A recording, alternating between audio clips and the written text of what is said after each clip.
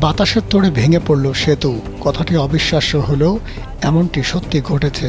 1 বছরের মধ্যে সেতুটির নির্মাণ কাজ শেষ হওয়ার সময়সীমা নির্ধারণ করা হয়েছিল, কিন্তু 7 বছরেও তা শেষ করা সম্ভব হয়নি। নির্মাণাধীন সেই সেতুটি প্রবল বাতাসের ধাক্কায় অবশেষে ভেঙে পড়েছে। ঘটনাটি ঘটেছে ভারতে।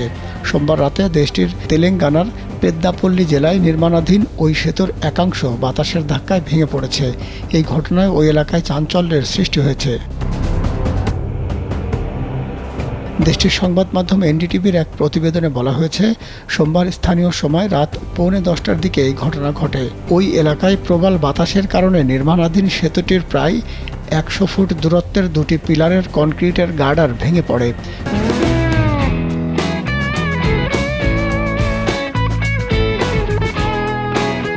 সেতুটির অবশিষ্ট 3টি গার্ডারও যে কোনো সময় ভেঙে পড়তে পারে বলে আশঙ্কা করছেন এলাকাবাসী।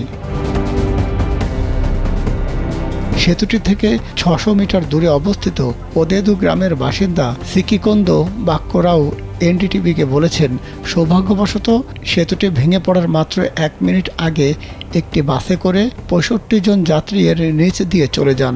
বিয়ের অনুষ্ঠানে যাওয়া ওই বাসের যাত্রীরা কনক্রিটের নিচে পিষ্ট হওয়া থেকে অল্পের জন্য বেঁচে গেছেন।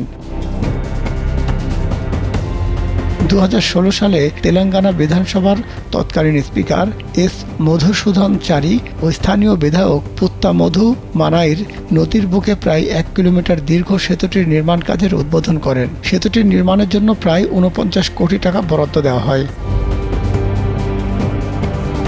1 বছরের মধ্যে সেতুর নির্মাণ কাজ শেষ হওয়ার সময়সীমা নির্ধারণ করা হয়েছিল। সেতুটি নির্মাণ হলে সেখানকার 3টি শহর মান্থানি, পারাকাল ও জাম্পিকুন্টার মাঝে প্রায় 50 কিলোমিটার দূরত্ব কমে যাবে। সেতুটি ভূপালপল্লীর টেকুমাতলা মণ্ডপের গারমিল্লা পল্লুর সাথে পেদ্দাপল্লীর ওদেদুকে সংযুক্ত করবে। স্থানীয়রা বলেছেন, কমিশনের চাপে এবং সরকার বকেয়া পরিশোধ না করায় ঠিকাদার 1 বা 2 বছরের মধ্যে কাজ বন্ধ করে দিয়েছিল। বাক্করাও বলেন, একই ঠিকাদার ভেমুলাওয়াড়ায় একটি সেতু নির্মাণ করেছিল। ওই সেতুটি 2021 সালে প্রবল বৃষ্টিতে ধসে যায়। গত 5 বছর ধরে সেতুটির নিচে মাটির রাস্তা তৈরি করে গ্রামবাসীরা একই পথ ব্যবহার করছেন।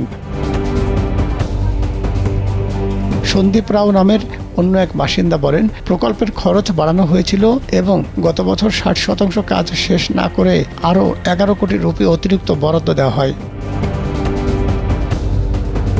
তবে এই ঘটনায় এলাকাবাসীর মাঝে কোনো হতাহতের ঘটনা ঘটেনি। মোহাম্মদ সোহেল, কালবেলা।